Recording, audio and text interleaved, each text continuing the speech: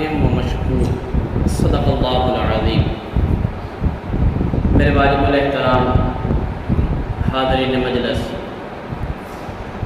آج ذی الحج کی 8 تاریخ ہے، 8 ذی الحج ہے، اور بیت اللہ میں جہاں پر آج حج ادا کیا جا رہا ہے وہاں پر 9 ذی الحج ہے،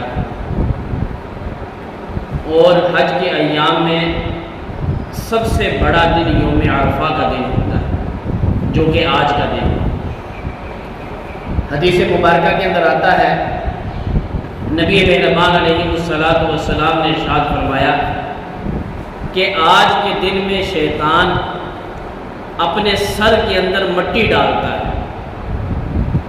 اور اپنی سارے سال اپنی پوری زندگی کی محنت کے اوپر آج وہ وابیلا کرتا ہے اور یہ جملہ کہتا ہے کہ ہائے ہلاکت ہے میرے لیے کہ میں نے انسان کو گمراہ کرنے کے لیے، اس کو بے دین کرنے کے لیے، اس کو اللہ اور اللہ کے حبیب کی تعلیمات سے، زندگی سے دور کرنے کے لیے اتنے سالوں سے میں محنت اور کوشش کر رہا تھا، یہ میدان عرفات میں 1 سیکنڈ کے لیے کھڑا ہوا اور اللہ نے اس کے سارے گناہوں کو معاف کر دیا۔ اتنا عظیم دن ہے۔ یوں سمجھیے کہ میرے محمد عربی علیہ السلام نے فرمایا کہ عرفہ کا دن 9 ذی الحج کو جو میدان عرفات میں 1 لمحہ کے لیے کھڑا ہو گیا، گویا کہ وہ ایسے ہے کہ جیسے ابھی ہی دنیا میں پیدا ہو گیا، کہ اللہ رب العالمین اس کے تمام گناہوں کو معاف فرما دیتے ہیں، اس کے ذمہ میں اللہ ایک بھی گناہ نہیں لکھتے، تمام کھاتے اللہ اس کے صاف فرما دیتے ہیں۔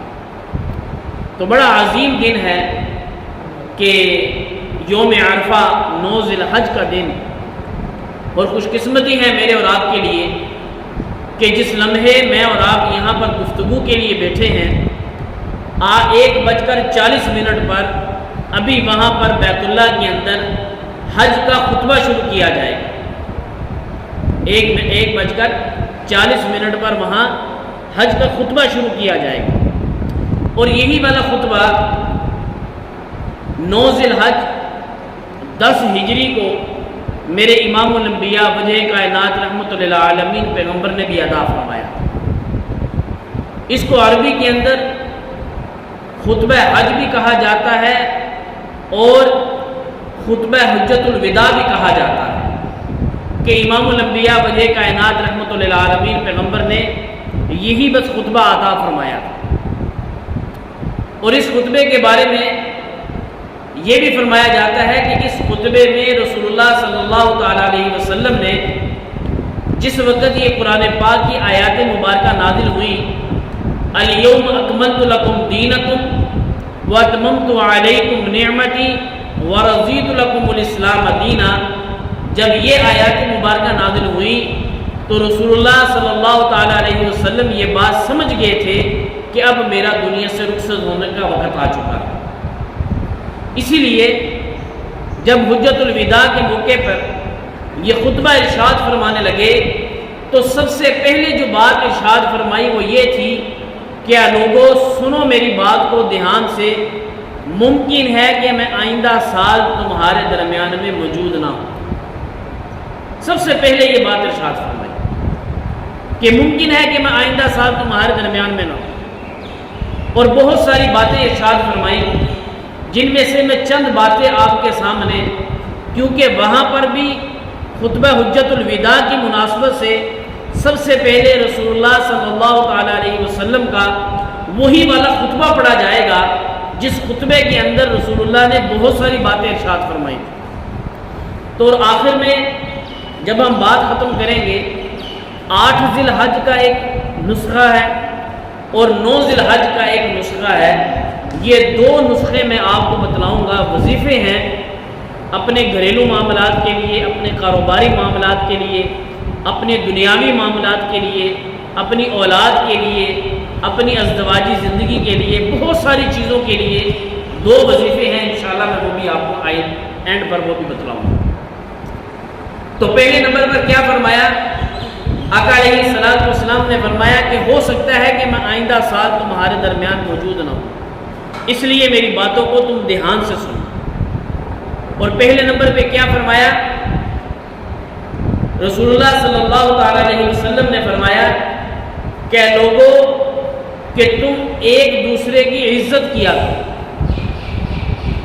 ایک دوسرے کی عزت کیا کرو، بڑا اپنے چھوٹے کی عزت کرے، اس کے اوپر شفقت کرے، اور چھوٹا اپنے بڑے کی عزت کرے، اس کا احترام کرے، اس کو مقام دے کہ اللہ نے جو اس کو رتبہ دیا ہے، جو مقام دیا ہے، اس کے اس مقام کو، رتبے کو، اس کی عزت کو یہ سمجھے۔ دیکھیے آج ہمارے گھروں کے اندر لڑائیوں میں بنیادی وجوہات میں ایک وجہ یہ بھی ہے کہ آج ہم ایک دوسرے کو عزت نہیں دیتے کہ یہ میرا تایا زاد ہے، میرا چچا زاد ہے، میرا ماموں زاد ہے، میرا کزن ہے۔ آج ہم ہمارے گھروں کے اندر، ہمارے خاندانوں کے اندر، ہماری برادریوں کے اندر لڑائی کی ایک وجہ یہ بھی ہے کہ ہم نے ایک دوسرے کو عزت دینا چھوڑا، اور کیا کہتے ہیں، وہ اپنی کماندہ ہے اپنی خاندہ، میں اپنی کماندہ اپنی خاندہ۔ وہ کون ہوتا ہے میرے گھر کے معاملات میں انٹرفیئر کرنے والا؟ ایک تو ہم انگریزی بڑی آ گئی نا، یہ کون ہوتا ہے میرے گھر کے معاملات، نجی معاملات میں بولنے والا؟ میں جو مرضی کروں، جہاں مرضی اٹھوں، جیسے مرضی چلوں، جو مرضی کروں، اس کو کس نے اختیار دیا کہ یہ میرے معاملات میں بولے؟ حالانکہ اس سے پہلے ہم نے اپنے بڑوں کو دیکھا ہے کہ محلے میں اگر کوئی ایک بزرگ کسی بچے کے بارے میں اس کے والدین تک کوئی پیغام پہنچا دیتا تھا تو والدین اپنے بچے کے معاملے میں اس بات سے محتاط ہو جائے گا۔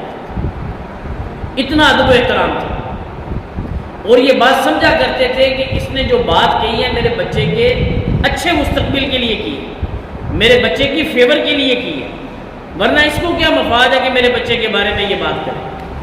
آج ہمارے اندر سے وہ ماحول ختم ہو گیا، کیوں کہ ہم رسول اللہ صلی اللہ تعالی علیہ وسلم کے ایک واضح حکم کی ہم حکم عدولی کر رہے ہیں کہ ہم ایک دوسرے کی عزت نہیں کرتے، ایک دوسرے کا احترام نہیں کرتے، بڑا چھوٹے کی عزت نہیں کرتا، چھوٹا بڑے کو احترام کی نگاہ سے نہیں دیکھتا، سامنے استاد کے سامنے تو استاد کی عزت کرتے ہیں، لیکن جیسے ہی استاد کمرے سے باہر جاتا استاد کی چغلیاں کرتے ہیں، اس کی نقلیں اتارتے ہیں، اس کی غیبت کرتے ہیں، استاد کو برا بھلا کہنا شروع کر دیتے ہیں۔ بتاؤ اس بچے کو کہاں سے علم حاصل ہو؟ ہم نے اپنے بڑوں سے ایک جملہ سنا ہے، صحبت صالح قرا صالح کو، اور صحبت طالع قرا طالع کو، با ادب با نصیب، بے ادب بے نصیب، کہ جو ادب کرے گا، جتنا ادب کرے گا اتنا پالے گا۔ تو آج ہمارے اندر سے احترام نکل گیا، ادب نکل گیا، رشتوں کی جو تقویت تھی، رشتوں کا جو احترام تھا، رشتوں کا جو مقام تھا، آج ہم ان رشتوں کو ان مقام سے دیکھتے ہی نہیں کہ جناب میں اپنے گھر میں خود ہوں، میں اپنے گھر میں جو آ رہا ہوں، جو میرے اپنے معاملات ہیں، ان کے اپنے معاملات ہیں، بس اس بات نے مجھے اور آپ کو ایک دوسرے سے دور کر دیا۔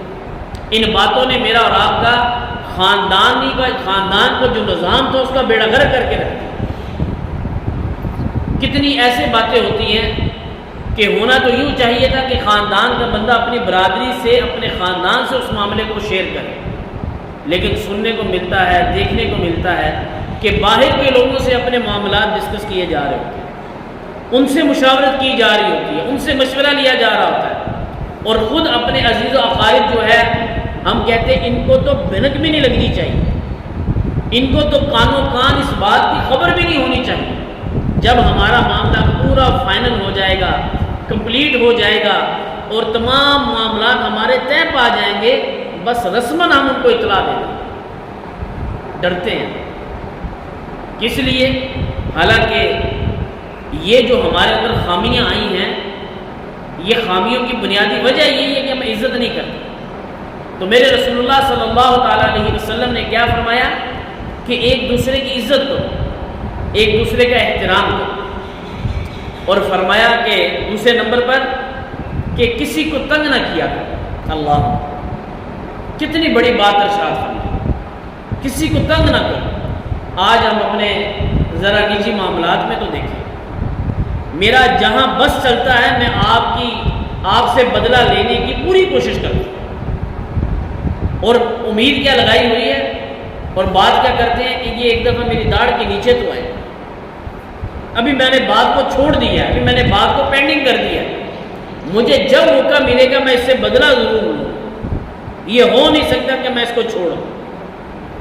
میرے محمد عربی کیا فرما رہے ہیں؟ کسی کو نقصان نہ پہنچاؤ، دوسروں کا فائدہ کرو۔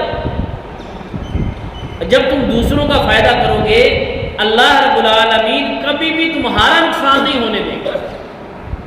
حدیث مبارکہ کے اندر کیا آتا ہے؟ فرمایا کہ جس وقت ہم ہاتھ اٹھاتے ہیں دعا کے لیے، اور ہم جب دعا میں کسی غائب کے لیے دعا کرتے ہیں جو یہاں پر موجود نہیں ہے، تو فرشتے کہتے ہیں یا الہ العالمین اس دعا کو پہلے اس کے حق میں قبول کیجیے، اور بعد میں آپ جس کے لیے یہ دعا کر رہے ہیں اس کے لیے قبول کیجیے۔ کس لیے؟ کہ ہم دوسروں کی خیر مانگ رہے ہیں، ہم دوسروں کی بھلائی مانگ رہے ہیں، اور فرمایا کہ تم دوسروں کے نفع کی سوچا کرو، دوسروں کا نقصان نہ سوچا کرو۔ کتنی بڑی بات فرمائی کہ کبھی کسی کا نقصان نہ سوچنا۔ آج ہماری تمام پلاننگ ہے، اگر ہمارا کاروبار ہے تو اس بنیاد پہ شروع کیا جاتا ہے کہ میں اس کو فلاپ کروں گا۔ کتنی گندی سوچ ہے، کتنی گھٹیا اور یہ ناقص سوچ ہے کہ جناب میں ایسے پوائنٹ پہ اپنی شاپ کھولنا چاہتا ہوں کہ ذرا وہ والا جو ہے نا اس کو میں نے فلاپ کرنا، اس کے مقابلے میں کھول لوں تاکہ اس کو پتہ چلے کہ اس کا کوئی مقابلہ کرنے والا میدان میں آیا۔ ایسا میں معیار دوں گا، ایسی میں کوالٹی دوں گا، ایسا میں یہ دوں گا وہ دوں گا، کہ مقابلے کی سوچ ہے۔ جبکہ ہونا تو یہ چاہیے کہ مجھے اور آپ کو اللہ نے اس کا نصیب دینا ہے، مجھے میرا نصیب دینا ہے۔ میں تو اپنی روزی اپنے بچوں کے لیے روزی کمانے کے لیے آئے، اس نظریے سے ہم یہ کام ہی نہیں کرتے۔ دکان بنائی اس نظریے سے بنائی کہ میں نے اس کو نقصان پہنچانا، گھر بنایا اونچا بنایا اس لیے کہ میری لیے میرے گھر کو نقصان نہ پہنچے، میں فائدے میں رہوں، اس کا جو بیڑا غرق ہوتا ہے وہ۔ کوئی اور بھی کام کریں گے تو اس نظریے سے کرتے ہیں، اس نیت سے کرتے ہیں کہ مجھے فائدہ ہونا چاہیے بھلے دوسرے کو نقصان ہو۔ تو میرے محمد عربی علیہ السلام نے کیا فرمایا؟ کبھی کسی کا نقصان نہ سوچو، کسی کو نقصان نہ پہنچاؤ، ہمیشہ تمہاری سوچ دوسروں کو فائدہ پہنچانے والی ہونی چاہیے، دوسروں کو نفع دینے والی ہونی چاہیے۔ اور فرمایا کہ جب تمہاری سوچ دوسروں کو نفع پہنچانے والی ہوگی اللہ رب العالمین کبھی بھی تمہیں جو ہے وہ ضائع نہیں کرے، اللہ رب العالمین کبھی بھی تمہارا نقصان نہیں کرے گا۔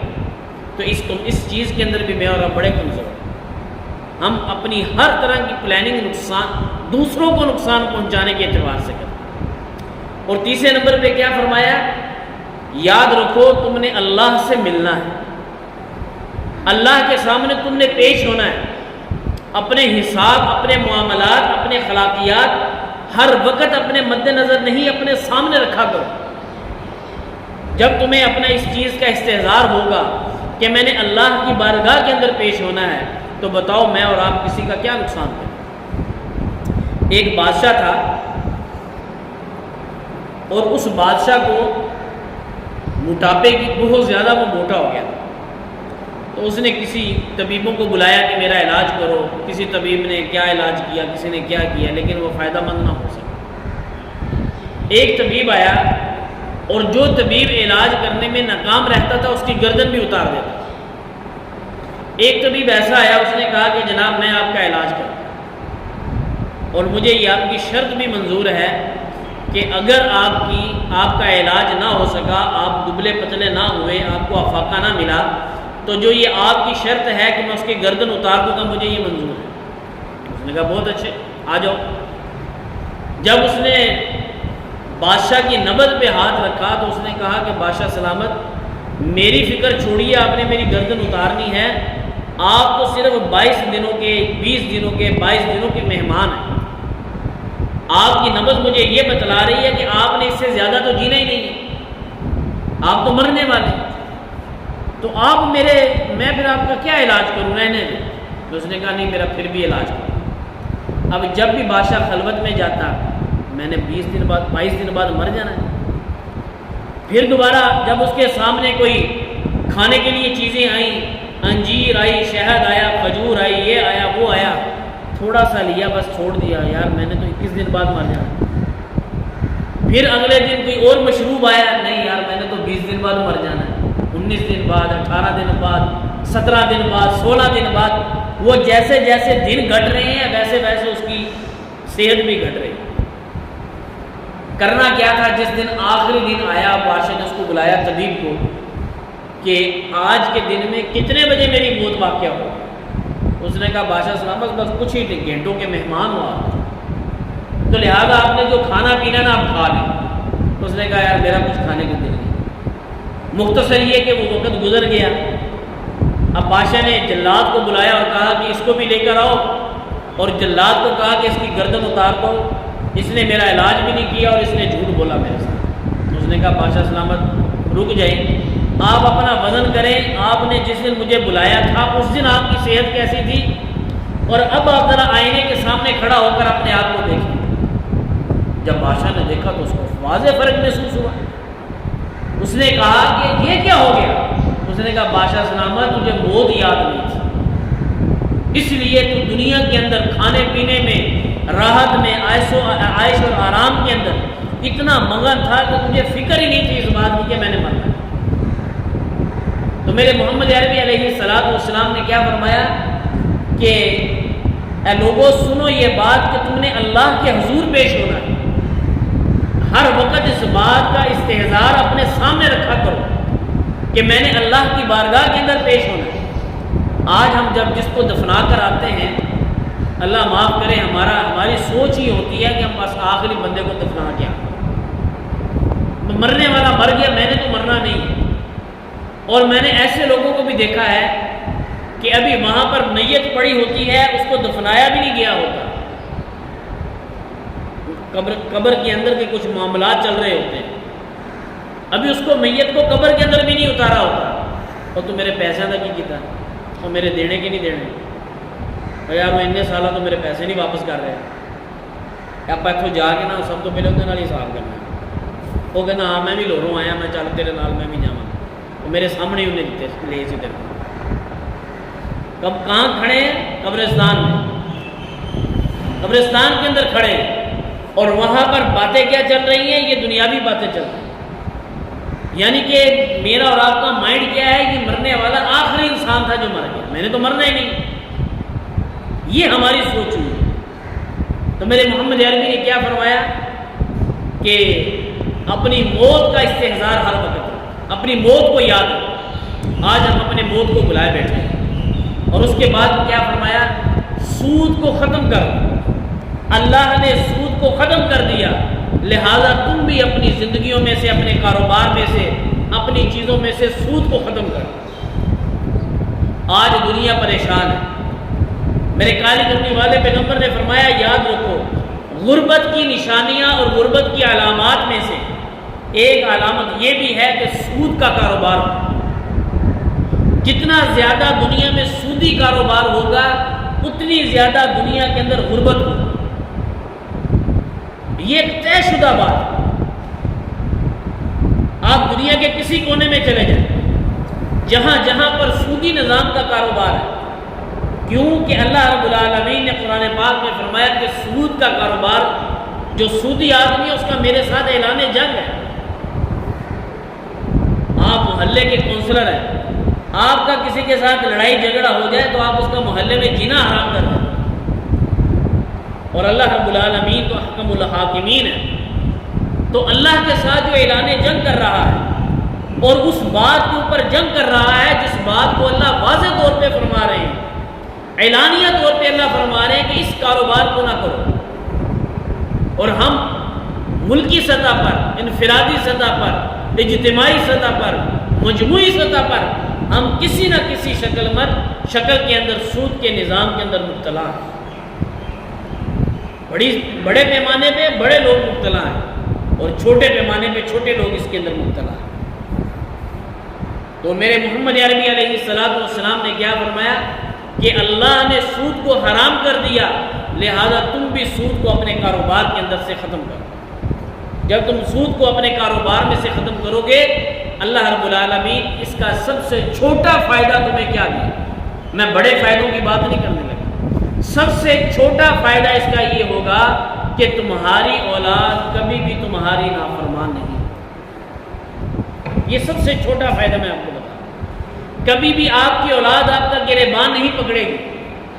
آج والدین اپنی اولاد کے ہاتھوں پریشان ہیں کہ چھوٹی سی بات ہوتی ہے بیٹا گریبان کو آتا ہے، چھوٹی سی بات ہوتی ہے بیٹا گفتگو کرتے ہوئے آنکھیں باہر اس کی آ جاتی ہیں، چھوٹی سی بات ہوتی ہے بیٹا گفتگو کرتے ہوئے اس کی آواز کمرے سے باہر چلی جاتی ہے، اور باپ سہم کر اپنے بیٹے سے بات نہیں کر پاتا، اس لیے کہ اس کو غصہ آ جاتا ہے۔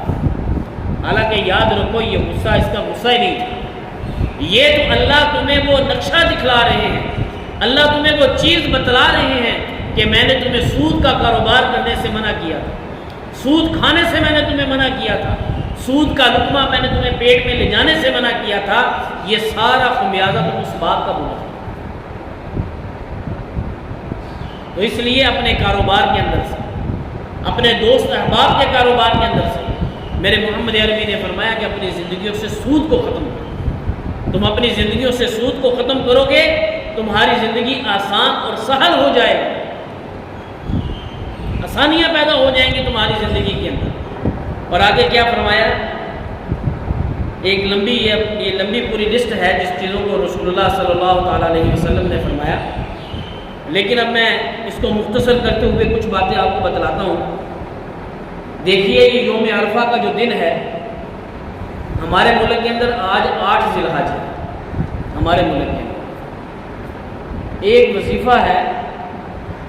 آج دنیا میں ہم سب لوگ پریشان ہیں، ہر بندہ پریشان ہے، کوئی بندہ مجھے ڈنکے کی چوٹ پہ یہ بات نہیں کہہ سکتا کہ مولوی جی میں کسی بھی اعتبار سے پریشان ہوں۔ ہر بندہ کسی نہ کسی اعتبار سے کسی نہ کسی مشکل کے اندر پھنسا ہو، گھریلو اعتبار سے پھنسا ہو، بیوی کے اعتبار سے پھنسا ہو، کوئی بچوں کی وجہ سے پریشان ہے، کوئی اپنی بیٹی کی رشتہ کرنے کے بعد پریشان ہے، کوئی بیٹیوں کے رشتے کرنے کے اعتبار سے پریشان ہے، ہر بندہ کسی نہ کسی الجھن کے اندر آج پریشان ہے۔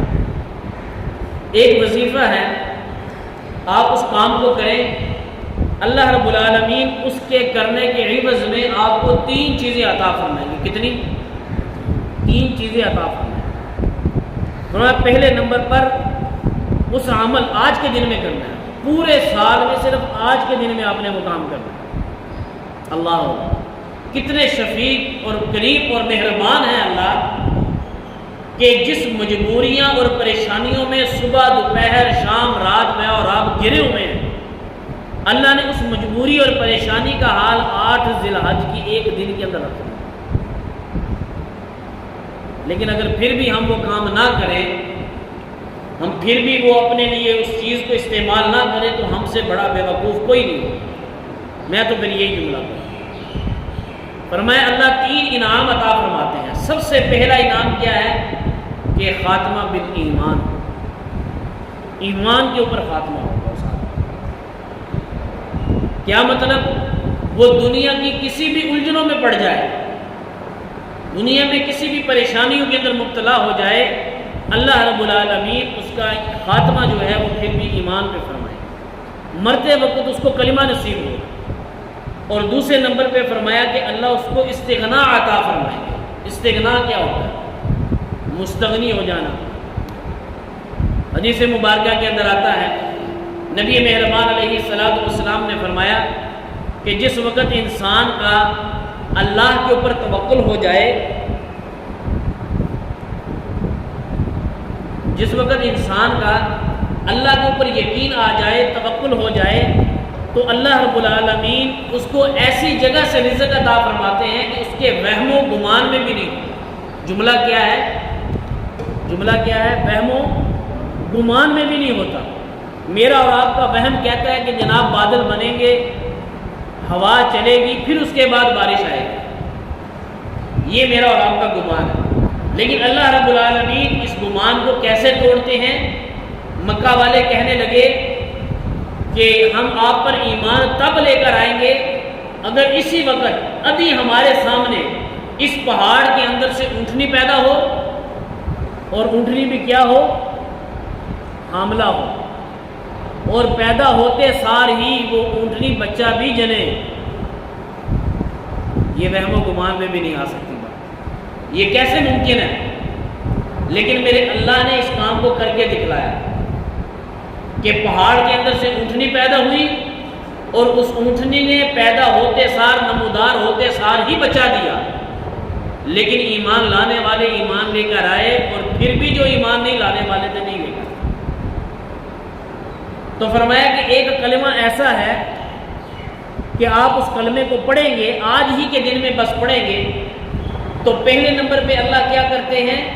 مرتے وقت کلمہ نصیب فرمائیں گے، خاتمہ بالایمان ہوگا، اور دوسرے نمبر پہ کیا فرمایا کہ اللہ آپ کو مستغنی کر دیں گے۔ کس چیز سے مستغنی کریں گے؟ آپ کو دنیا میں رزق کی پریشانی نہیں ہوگی، آپ کو دنیا میں معاملات کی پریشانی نہیں آئے گی، آپ کے کوئی بھی دنیا کے معاملات رکیں گے نہیں۔ رکنا، آپ جس کاروبار کو، جس چیز کو سوچیں گے، اس عمل کو کرنے کے بعد اللہ رب العالمین اس کے اندر خیر و برکت ڈال دیں۔ ہم اپنے استاد جی کو دیکھتے تھے کہ یہ والا عمل جب کرواتے ہیں، مولوی محبوب صاحب یہ مرکز میں سامنے موجود ہیں، ہم اپنے استاد جی کو دیکھتے جب یہ والا عمل کرواتے تو لوگ آ کر مدرسے کے معاملات کے اندر ایسے معامل بنتے کہ استاد جی کہتے ہیں کہ مجھے یاد ہی نہیں تھا کہ یہ والا بھی کام کرنا ہے، لیکن لوگ اس مد میں آ کر مجھے پیسے دیتے تھے کہ مولوی صاحب یہ والے کام کے لیے میں پیسے دے رہا ہوں۔ تو آپ اپنے دنیاوی جتنے بھی مقاصد ہیں لیکن جائز ہونے چاہیے، یہ یاد رکھیں، آپ کا مقصد جائز ہونا چاہیے۔ اس جائز مقصد کے اندر یہ نہیں ہونا چاہیے کہ میں کسی کے اپنے کاروبار کی بڑھوتری کے لیے کسی کے کاروبار کا نقصان سوچوں، یہ کوئی مثبت سوچ نہیں۔ آپ اپنے بچوں کے اچھے رشتوں کے لیے یہ نہ سوچیں کہ میں اپنی بہن کی طرف کیا ہوا رشتہ توڑوں، یہ اس کو مثبت سوچ نہیں کہتے، یہ منفی اور گندی سوچ ہوتی ہے۔ اس قسم کے اور بہت سارے معاملات ہیں دنیا میں، تو آپ اپنے دنیا کے جس معاملے کے لیے بھی اس وظیفے کو آج پڑھتے ہوئے نیت کریں گے، اللہ رب العالمین آپ کے ان کاموں کو پورا کرتے ہیں۔ اور تیسرے نمبر پہ فرمایا کہ اس وظیفے کی ایک طاقت یہ ہے کہ اس کو کرنے کے بعد آپ جو بھی دعا مانگیں گے، اللہ رب العالمین آپ کی اس دعا کو رائے گاہ نہیں جانے گا، وہ دعا ہر حال میں آج کے دن کے اندر قبول ہوگی، اور آپ چند ہی دنوں میں اس دعا کے اثرات کو دیکھیں گے اپنی زندگی کے اندر۔ جملہ بڑا آسان ہے، کوئی مشکل نہیں ہے۔ یہ ذی الحج چل رہا ہے، اور اس کے اندر 10 ذی الحج والے دن ہم نے کیا کرنی ہے؟ قربانیاں کرنی ہیں، اور قربانی کرتے وقت ہم ایک تلبیہ بھی پڑھتے ہیں جس کو 9 ذی الحج کی فجر سے ہم نے شروع کرنا ہے، اور 13 ذی الحج کی عصر تک ہم نے پڑھنا ہے۔ وہ جملے کیا ہیں بھلا؟ سبحان اللہ، بس یہی والا جملہ ہے۔ آپ نے آج 8 ذی الحج والے دن، آج جمعے کے بعد اول آخر 11 دفعہ درود شریف پڑھنا ہے، بھلے یہاں سے اٹھ کے چلے جا کے گھر جا کے پڑھیں، بیوی کو کہیں، بیٹی کو کہیں، بھائی کو کہیں، بہو کو کہیں، جس کو بھی مرضی کہیں، یہاں سے اٹھیں، یہاں بیٹھ کر پڑھیں، 11 دفعہ اول آخر درود شریف پڑھنا ہے، اور اس کے بعد 70 مرتبہ یہ آپ نے کلمہ پڑھنا ہے۔ کون سا کلمہ؟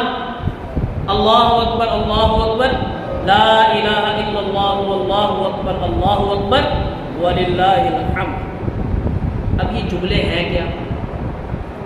کیوں پڑھنے ہیں؟ اس جملوں کے اندر پاور کیا ہے؟ آپ کو پتہ ہے کہ یہ جملے 2 نبیوں کے کلمات ہیں، یہ 2 وقت کے پیغمبر آپس میں گفتگو کر رہے ہیں، سیدنا ابراہیم علیہ السلام اور سیدنا اسماعیل علیہ السلام۔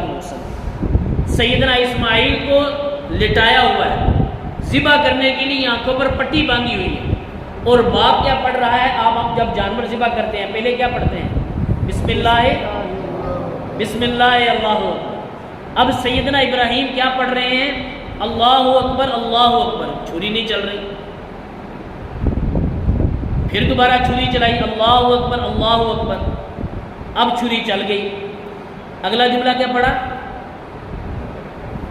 لا الہ الا اللہ، یا اللہ تیرا شکر ادا کرتا ہوں، اللہ میں تیرا شکر۔ جب چھری چل گئی نا تو سیدنا ابراہیم نے جملہ پڑھا لا الہ الا اللہ، اور اپنی آنکھوں سے پٹی جب دیکھا نیچے کہ یہ جو جس کو میں ذبح کر رہا تھا وہ ذبح ہو گیا، اب سیدنا اسماعیل اس طرف کھڑے، انہوں نے اپنی آنکھوں سے جب پٹی اتاری تو انہوں نے دیکھا والحمدللہ، انہوں نے کہا یا اللہ یہ کیا، میں یہاں پہ کھڑا ہوں اور جنت سے دمبا آیا ہے، اور میرے ابا نے جس کے اوپر چھری چلائی ہے، چھری تو میرے اوپر چلانی تھی، قربانی تو اللہ نے میری مانگی تھی، ذبح تو مجھے کیا جانا تھا، اور پٹی میری آنکھوں پہ باندھی گئی تھی، اور باپ نے اپنی آنکھوں پر بھی پٹی باندھ لی تھی کہ تاکہ میرے دل کے اندر محبت کا یہ جو جذبہ ہے اس کی وجہ سے کہیں میرے ہاتھ ڈول نہ جائیں۔ اور جس وقت اپنی آنکھوں سے پٹی اتاری تو کیا دیکھا، آگے تو میں دمبے کو ذبح کر رہا ہوں، کہا اللہ اکبر لا الہ الا اللہ، پھر کہا اللہ اکبر، کس بات پہ کہا کہ یا اللہ یہ کیا کر دیا یکدم سے، کہ کرنا تو میں نے بیٹے کو ذبح تھا اور آپ نے میرے لیے جنت سے مینڈا بھیج دیا۔ پھر باپ اور بیٹے نے مشترکہ طور پہ کہا والحمدللہ اللہ، کہ باپ اور بیٹے نے کہا ہم اللہ کا شکر ادا کرتے ہیں کہ اللہ نے ہمیں اس امتحان کے اندر کامیاب کر دیا۔ تو یہ جو کلمات ہیں یہ دو انبیاء علیہ السلام کی گفتگو ہے، جس کو آج میں اور آپ جس کو تلبیہ کہہ کر، جس کو مجھے ایام تشریق کے اندر میرے اور آپ کو پڑھنے کے لیے یہ کلمات دیے، اللہ اکبر لا الہ الا اللہ واللہ اکبر وللہ الحمد۔ آپ ان کلمات کو ظہر کی نماز کے بعد، اب یہ جمعہ ہے، جمعے کے بعد 70 مرتبہ پڑھنا ہے، اول بھی 11 دفعہ درود شریف اور آخر میں بھی 11 دفعہ درود شریف۔ آپ ان کلمات کو پڑھیں، یہ 8 ذی الحج والے دن کرنا ہے، اس کے بعد میں آپ کو 9 ذی الحج کا بھی ایک نسخہ دیتا ہوں۔ 8 ذی الحج کا یہ ہو گیا، ظہر کے بعد 70 دفعہ پڑھنا ہے اور عصر کے بعد 70 دفعہ پڑھنا ہے، مغرب سے پہلے پڑھنا ہے، اور پھر آپ نے دعا کرنی ہے۔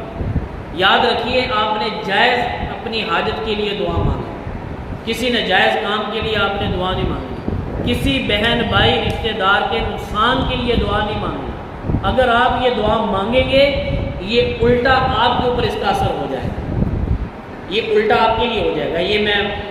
یہ میں مصلی مصطفیٰ کو گواہ بنا کے یہ میں آپ کو بات کہہ رہا ہوں، آپ اس کو کسی بھی ناجائز کام کے لیے، ناجائز مقصد کے لیے نہیں پڑھیں، ہر جائز حاجت کے لیے آپ پڑھیں، انشاءاللہ اللہ رب العالمین آپ کی ہر حاجت، یہ 3 حاجات اللہ پوری فرمائیں۔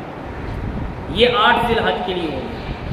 میں نے بات یہاں سے شروع کی تھی، اللہ رب العالمین نے قرآن پاک میں فرمایا وشاہد و مشہود۔ شاہد کس کو کہتے ہیں؟ بیت اللہ، شاہد و مشہود۔ آپ آگے جو 9 ذی الحج آ رہا ہے، کل والا جو دن یوم عرفہ کا دن، ہمارے پاکستان میں کل یوم عرفہ بنے گا۔ ایک تو کل آپ تمام حضرات روزہ رکھیں، تمام حضرات روزہ رکھیں، کوئی آدمی روزے سے خالی نہ رہے۔ اس کا ثواب کتنا ہے؟ فرمایا اللہ رب العالمین 1 سال سابقہ اور 1 سال موجودہ اور 1 سال آنے والے کے تمام گناہوں کو اللہ معاف فرما دیتا ہے۔ ایک دن کا آپ نے روزہ رکھا اور اس روزے کی برکت اور فضیلت کیا ہے کہ اللہ رب العالمین ہمارے گناہوں کو معاف فرماتے ہیں۔ اور آج اگر آپ کا کوئی عزیز اقارب وہاں پر حج کر رہا ہے تو آپ ان کو فون کر کے یہ کہیں کہ میری طرف سے نیت کرتے ہوئے 1 منٹ مقام میدان عرفات میں میری طرف سے کھڑے ہو جائیں۔ تو میرے محمد عربی نے فرمایا کہ جو میدان عرفات میں کھڑا ہوا اللہ اس کو یوں کر دیتے ہیں جیسے ابھی وہ دنیا کے اندر پیدا ہوا۔ آپ اس کو اپنے کسی عزیز و اقارب کو کہہ کے یہ کام کر سکتے ہیں، اس کے اندر کوئی مبالغہ نہیں ہے۔ اللہ رب العالمین یہ ہماری ضرورت پوری فرماتے ہیں۔ اب 9 ذی الحج والے دن کیا ہے؟ 9 ذی الحج والے دن بھی آپ نے 717 مرتبہ یہ کلمہ پڑھنا ہے، وشاہد و مشہود۔ کتنی دفعہ؟ وہ بولو تو صحیح، 717 مرتبہ آپ نے اسی طرح ظہر کے بعد اور اسی طرح عصر کے بعد آپ اپنی جس جائز حاجت کے لیے یہ دعا مانگیں. بہت سارے لوگ اپنے بہت سارے کاموں کی وجہ سے پریشان ہیں. آپ اپنی جس جائز حاجت کے لیے دعا مانگیں گے اللہ رب العالمین آپ کی حاجت کو پورا کریں گے. اچھا ایک آخری بات، بہت سارے ہمارے دوست جن کے پاس اپنے ذاتی گھر نہیں، بہت سارے لوگ بیٹھے اپنا ذاتی کاروبار نہیں، آپ یہ والے کلمات ظہر کی نماز کے بعد بھی پڑھیں اور عصر کی نماز کے بعد بھی پڑھیں. پہلے 717 مرتبہ پڑھیں اور پھر 311 دفعہ پڑھیں. جن کے پاس یہ دو چیزیں نہیں، اپنا ذاتی کاروبار نہیں ہے، اپنا ذاتی گھر نہیں ہے. یہ قرآن پاک کی وہ آیات مبارکہ ہیں، اللہ رب العالمین نے ان کی بڑی طاقت اور تاثیر رکھی. تو ایک عمل 8 ذی الحج کو کرنے والا ہے اور ایک عمل جو ہے وہ 9 ذی الحج کو کرنے والا ہے. تو آپ تمام حضرات صبح 9 ذی الحج میں روزہ بھی رکھیں اور 717 مرتبہ والا وظیفہ اس کو بھی کریں. انشاءاللہ آپ کی زندگی میں بہت ساری برکات آئیں گی. اللہ رب العالمین بہت ساری پریشانیاں آپ کی دور فرمائے گا. اور جن حضرات کے پاس اپنا ذاتی گھر نہیں ہے، اپنا ذاتی کاروبار نہیں ہے، وہ 313 مرتبہ انہی آیات کو دوبارہ پھر پڑھیں گے. اللہ رب العالمین ان کی یہ ضرورت بھی پوری فرما دیتے ہیں. اب آخر میں آ گئی عید کی نماز. تمام حضرات نے عید کی نماز پڑھنے کے بعد قربانی کرنی ہوتی ہے. میں نے پچھلے جمعے بھی آپ حضرات کو یہ بات عرض کی تھی، کہ آپ اپنے جانور پر خود چھری پھیریں. یہ بڑا ضروری اور اہم مسئلہ ہے. آپ اپنے جانور پر خود چھری پھیریں. ہمارے یہاں پہ ایک نمازی ان کا مجھے فون آیا کہ میں نے بکرا تو لینا نہیں تھا لیکن بچوں کی خوشی کے لیے مجھے مجبوراً بکرا لینا پڑا. میں نے کہا کہ آپ اپنی اس نیت کو تھوڑا سا چینج کر لیں، نیت بدل لیں. جہاں پہ آپ نے یہ جملہ کہا ہے نا میں نے اپنے بچوں کے خوشی کے لیے لیا ہے، آپ یہ کہیں کہ میں نے اللہ کو راضی کرنے کے لیے اس دفعہ جانور لیا ہے حالانکہ میرے پہ قربانی نہیں ہے. انہوں نے کہا جی مولوی جی بڑا میں اوکھے ہو کے لینا پہ تے منڈے بچے میرے چھڑ دے نہیں سے مجبوراً میں بکرا لینا پہ بس بچے نے خوشی نو لیا. میں نے کہا تھوڑا سا جملہ چینج کر لے تو لیا آپ نے لیکن اب آپ جملہ یہ بنائیں، نیت یہ کریں کہ میں نے اس دفعہ قربانی کا جانور اس لیے لیا ہے کہ اللہ رب العالمین مجھے آئندہ مستقل طور پر قربانی کا جانور لینے کی توفیق عطا فرمائے. اس نیت سے میں نے یہ جانور لیا. تو انشاءاللہ آئندہ سے اللہ اس کو صاحب استطاعت بنا دیں گے، صاحب ثروت بنا دیں گے. اللہ اس کو جینون قربانی کا جانور خریدنے کی توفیق عطا فرما دیں گے. تو ایک آپ اپنے جانور کے قربانی کے جانور پہ خود چھری کریں، ٹھیک ہے نا جی. یہ لازمی کام کریں اور اللہ رب العالمین ہم سب کو ان باتوں پہ عمل کی توفیق عطا فرمائے. وآخر دعوانا الحمدللہ رب العالمین.